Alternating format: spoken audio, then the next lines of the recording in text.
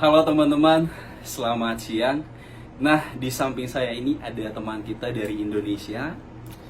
Beliau baru saja menyelesaikan pendidikan masternya di bidang Applied Linguistic. Dan kalian tahu nggak, GPA-nya itu sampai dengan 4,0. It's really great, guys. Nah, saya perkenalkan dulu ya, tamu kita. Nama beliau adalah Bias Nabila, SSMA, Master of Arts di bidang Applied Linguistic. Beliau berasal dari PK PDP, PK-nya 183 angkatan 2021. Mbak Dia, selamat siang. Selamat siang. Bagaimana kabarnya? Alhamdulillah baik. Bagaimana perasaannya Mbak Dia sudah menyelesaikan pendidikan di Amerika? Perasaannya campur aduk sih. Yes.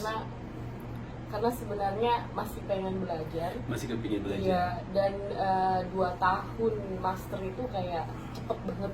Iya. Jadi waktu cepet sekali berlalu dan sekarang udah di tahap akhir, besok udah mau balik ke Indo, tapi perasaannya masih pengen di sini dan pengen belajar lagi. Iya. Soalnya pada saat kita udah menginjakkan langkah di dunia akademia, karena saya memang sangat ingin sekali untuk berada di akademia itu sendiri. Jadi perasaannya ya, aduh, kenapa cepet sekali sih? Kalau bisa lanjut deh. Iya. Tapi LPDP kan juga punya kesempatan loh untuk memberikan kesempatan supaya bisa lanjut lagi. So I think you can achieve what you dream about. Mbak Bias punya nggak tips atau saran untuk bisa mengejar beasiswa LPDP sesuai dengan pengalaman yang Mbak Bias lakukan sih ketika waktu masih berada di Indonesia? Tipsnya saya kemarin itu kan beasiswa reguler ya Kak. Oh, reguler, wah lumayan Iya. difficult ya. Jadi susah Ya, banget. susah banget ya. Beasiswa reguler itu susah banget dan Iya. list universitasnya juga lebih sedikit daripada beasiswa afirmasi atau Iya. yang lainnya gitu Iya. kan. Jadi kemarin saya belum punya LOA, saya apply beasiswa LPDP. Dan saya harus milih 3 universitas kan pada Yeah. saat itu. Jadi 3 universitas itu saya apply semua dan dari ketiga itu memang saya dapat semua LOA-nya. Wow, Alhamdulillah. keren. Cuman Bisa di-spill nggak dari kampus mana aja? yang satu itu dari Yale. Oh, Yale University, Yang yeah. kedua dari Liverpool. Wow. Dan yang ketiga ASU, Arizona Wow, State wow, University. wow. Tapi milihnya ASU, kenapa? Karena masalah kesehatan sih pada saat itu. Jadi Yeah. dokter saya bilang saya nggak boleh kena dingin. Oh, Sedangkan yeah, di 2 betul, tempat betul, ini ya. dingin ya. Jadi Yeah. akhirnya pilih ASU. Betul ya, jadi bukan hanya karena ranking universitas, tapi juga kita harus mempertimbangkan beberapa hal, misalnya Iya, kesehatan benar. kita, kemudian Iya. juga bidang expertise dari orang yang kita perlu Mhm. tuju ya, misalnya Iya, profesornya ya Mbak benar, Bias iya. ya. Jadi Cuma- teman-teman, seperti yang tadi Mbak Bias bilang, bidang expertise, kemudian kesehatan itu juga harus menjadi bagian pertimbangan kita kalau kita mau mencari beasiswa ataupun mencari universitas yang ada di luar negeri. Iya, betul. Jadi bukan hanya karena rating atau Uh-huh. ranking daripada universitas tersebut. Aduh, Dan jadi- menurut saya kalau kita mau memilih universitas ya, itu saya selalu bertanya kepada diri saya sendiri, apakah saya bisa? Iya, Jadi, iya, iya. Will I be able to do this? Will I be able to complete it in a respected time? Iya, Jadi iya. saya pengen tuh, kita semua pasti kepengen kan, kayak misal masuk Harvard deh gitu, masuk Oxford deh gitu. Cuman saya kepikirannya kayak bisa nggak saya? Jadi kembali ke diri kita sendiri sebelum kita memilih universitas yang tepat. Gitu. Itu yang paling penting kalau apply beasiswa, karena di mana tempat kita belajar itu juga sebagai poin yang paling penting, kita bisa survive atau tidak. Iya, itu ya teman-teman, refleksi tentang diri kita sendiri mengenai kapasitas dan juga kemampuan kita itu sangat penting teman-teman ketika memilih beasiswa dan juga universitas, karena itu juga menentukan apakah kita bisa survive, apakah kita bisa selesai atau tidak di universitas tersebut ya teman-teman. Ya, dan what is your deep intention dari seorang Bias sendiri untuk saya kepingin lagi belajar di luar negeri, I want to take this, and then what can I contribute to Indonesia or to the society? Ya, dari awal saya memang pengen jadi profesor di universitas. Yes. Jadi kebanyakan salah satu step yang harus saya ambil adalah saya harus sekolah lagi, gak cuma cukup sampai S1 doang, jadi saya harus sekolah lagi. Dan sekarang kebanyakan profesor di universitas di Indonesia, bahkan di luar negeri juga, kita harus punya at least PhD level ya. Iya, jadi untuk berkontribusi di universitas di Indonesia, saya harus punya tingkat PhD tersebut. Jadi itu yang membuat saya berambisi untuk sekolah lagi. Wow. Itu dari sejak kecil sudah punya mimpi-mimpi seperti itu ya? Iya. Mbak Bia sendiri asalnya dari mana? Maaf ya, saya sedikit kayak lagi. Dari Kalimantan Tengah. Dari Kalimantan Tengah. Tepatnya di mana Mbak Bia? Palangkaraya ya. Kita bisa lihat orang Palangkaraya sudah tembus Amerika dan menyelesaikan everything dengan GPA yang begitu sangat perfect. Nah, Mbak Bia sendiri ketika pertama kali ke Amerika, mengalami nggak seperti language barrier, cultural shock, atau mungkin kalau Mbak Bias bisa menyesuaikan hal tersebut, bagaimana sih cara-cara Mbak Bias menyesuaikan dengan kondisi lingkungan yang baru, proses pendidikan yang baru, perbedaan budaya yang baru, itu bagaimana sih seorang Bias mengatasi hal tersebut? Kalau language barrier saya tidak terlalu memiliki itu, karena memang background edukasi saya sebelumnya juga sastra Inggris ya. Jadi udah berkecimpung di dunia English gitu dari pada saat itu.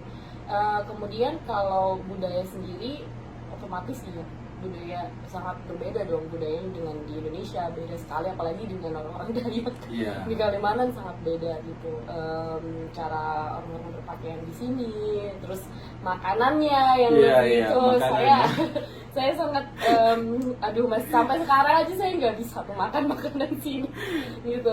Tapi yang saya lakukan adalah saya kembali lagi kepada apa yang saya lakukan di sini. Jadi tujuan saya datang ke sini itu apa gitu.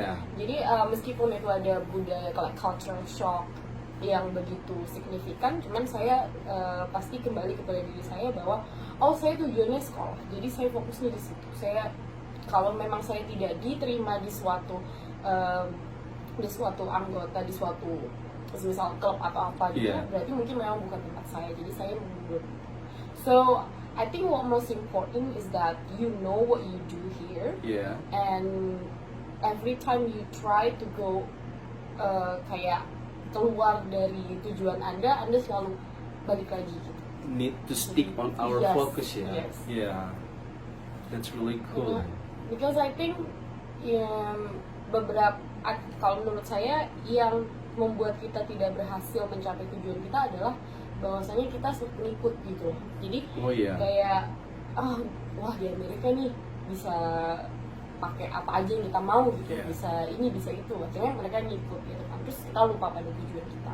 Jadi menurut saya yang paling penting adalah, dan kita harus aware ya dari awal kita mau datang ke negara yang baru, kita sudah harus aware pada diri kita bahwa akan ada yang namanya language barrier, akan ada yang namanya cultural shock.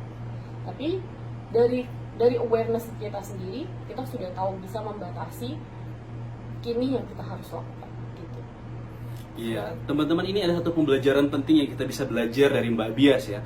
Awareness-nya kita tentang tujuan kita itu sendiri. Ketika kita mau belajar di luar negeri, kita sudah harus tahu tentang culture, perbedaan budaya di tempat tersebut, dan bagaimana kita bisa stick on our focus. Jadi kita bisa tetap pada tujuan kita sehingga kita tidak lari keluar pada tujuan kita, dan itu membantu kita agar kita bisa survive di tempat kita belajar ya Mbak Bias.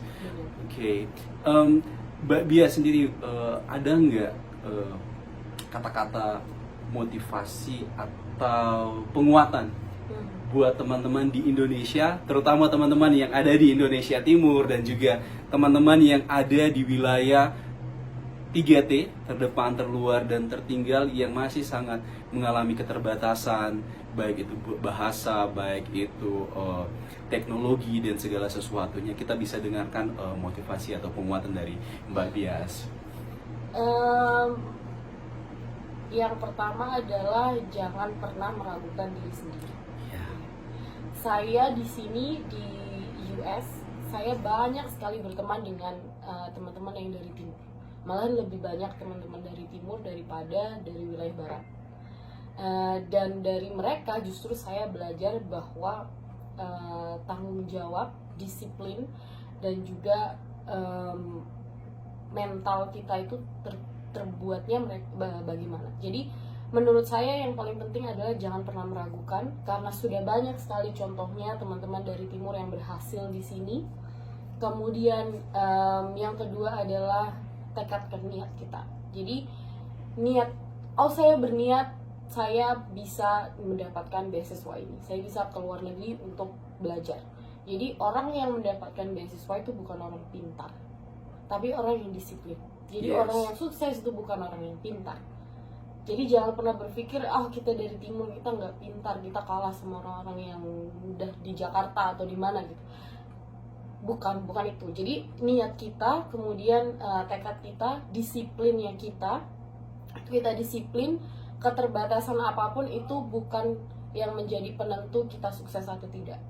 Jadi pasti banyak sekali di luar sana itu teman-teman sih yang sebagai contoh kita bisa datang ke sini, kita bisa mendapatkan beasiswa dan bisa melanjutkan sekolah. Kemudian selalu berdoa, karena saya yakin 70% dari saya bisa sampai di sini, sampai dapat gelar saya ini adalah dari doa.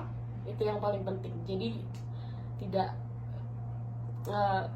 bukan karena saya pintar, tapi karena saya punya tujuan yang pasti dan saya selalu mencoba untuk disiplin dan juga berdoa. Gitu. Wow, keren ya. Ingat ya bahwa kita tapi kita harus mengandalkan Tuhan, bukan karena kehebatan kita, tapi segala sesuatu itu sudah ada rancangan daripada Tuhan buat kehidupan kita. Dan kedisiplinan, bertanggung jawab itu sangat-sangat penting. Bagaimana sih dengan teman-teman yang masih kadang kalau kita ngajak mereka untuk ayo daftar beasiswa, ayo kejar beasiswa, tapi mereka bilang bahasa Inggris saya nggak bagus, TOEFL saya kurang bagus. Itu bagaimana sih seorang sarjana sastra memberikan sedikit motivasi buat teman-teman untuk belajar bahasa Inggris ya guys? It for increasing your own capacity. It is really important. Belajar bahasa Inggris itu bukan hanya untuk mengambil beasiswa saja, tapi itu juga untuk meningkatkan kapasitas kita ya. Bagaimana? Sebenarnya kembali kepada diri kita sendiri sih ya Kak ya, karena susah juga kalau kitanya yang nggak punya niat, karena semuanya kan kembali kepada diri kita. Niat ya. Kita punya niat atau enggak gitu. Jadi like I said, there's nothing is impossible. Gak ada yang tidak mungkin. Tidak ada yang tidak mungkin kalau kita mau berusaha dan Bener. punya tekad yang baik. Jadi kita tuh harus meniatkan diri sendiri dulu. Saya niat, karena setiap kali kita berniat pasti Tuhan mendengar gitu. Dia dengar, dan saya itu sangat percaya bahwa nanti akan ada jalan. Pasti ada jalan. Pasti ada jalan, ingat. Pasti ada jalan. Dimanapun Anda, di sekecil apapun kota atau islands Anda, pasti ada jalan. Kemudian I believe that there are some people who are open untuk membantu. Tadi kalau kata Kak Boni, ayo daftar beasiswa, berarti udah ada yang ngajak nih, berarti dia udah mau bantu. Nah, ada beberapa orang yang nggak ada sama sekali source-nya, tapi dia punya niat gitu. Dan salah satunya adalah teman saya dari Kalimantan juga. Dia di pedalaman di Sampit, bukan pedalaman ya, cuman di sana itu aksesnya sangat masih sangat limit ya. Dan nggak ada sama sekali yang source untuk dia belajar. Bahkan IELTS-nya juga dia nggak tahu IELTS itu apa dan lain sebagainya. Tapi karena dia mau, kemudian dibukakan jalan untuk jalan dari Tuhan, akhirnya reach out ke saya dan kita belajar sama-sama. Dan dia sekarang di Jepang. Di Jepang, wow, that's really cool. Jadi teman-teman, bukan hanya sekedar bahasa saja, tapi networking itu penting ya. Mencari orang yang bisa membantu, mementoring kita untuk bisa mendaftarkan beasiswa. Dan sekarang ini salah satu upaya dari Kak Boni yang sangat luar biasa sekali. Saya berharap nanti teman-teman di wilayah sana bisa juga reach out ke Kak Boni. Saya juga sangat senang kalau bisa membantu. Jadi sudah sangat open networknya. Kita manfaatkan itu untuk meraih cita-cita kita. Jadi sama-sama barengan kita meraih cita-cita itu. Iya, guys, kalian bisa reach out kami. Saya, Kakak Bias, bisa reach out lewat Facebook dan juga Instagram. Bisa di spill out nggak Facebook sama Instagram dari Mbak Bias? Sorry ya. No, it's fine. Iya, kalau Instagram saya tulis nama saya aja sih, Bias Nabila. Bias Nabila ya. Iya. Kalau Facebook itu juga ya Bias sama, Nabila ya. Bias Nabila. So teman-teman, we are really open guys to help you if you want to reach out to us. Kita sangat ingin membantu teman-teman, dan video ini juga bertujuan untuk memotivasi kita semua, terutama teman-teman orang-orang muda, anak-anak Indonesia, baik yang ada di seluruh Indonesia, terutama yang ada di Indonesia Timur dan juga daerah 3T yang memiliki banyak keterbatasan tetapi punya niat sekali untuk mau meningkatkan kemampuan dan kapasitas teman-teman melalui skema beasiswa ataupun beasiswa LPDP ataupun beasiswa yang lain, atau bagaimana kita mempersiapkan segala sesuatunya. Kami bersedia untuk bisa membantu, mementor. Jadi teman-teman bisa nge-reach out kita ya. Wow, Mbak Bias, sekali lagi terima kasih atas kesediaan dan juga waktu yang begitu sangat berharga bisa berdiskusi dengan seorang Bias Nabila di tempat ini. Dan teman-teman, semoga apa yang dibicarakan oleh Mbak Bias itu bisa sangat memotivasi teman-teman agar mau mengejar beasiswa. Dan sekali lagi yang paling kita penting tadi, jangan pernah merendahkan kemampuan atau kapasitas kita.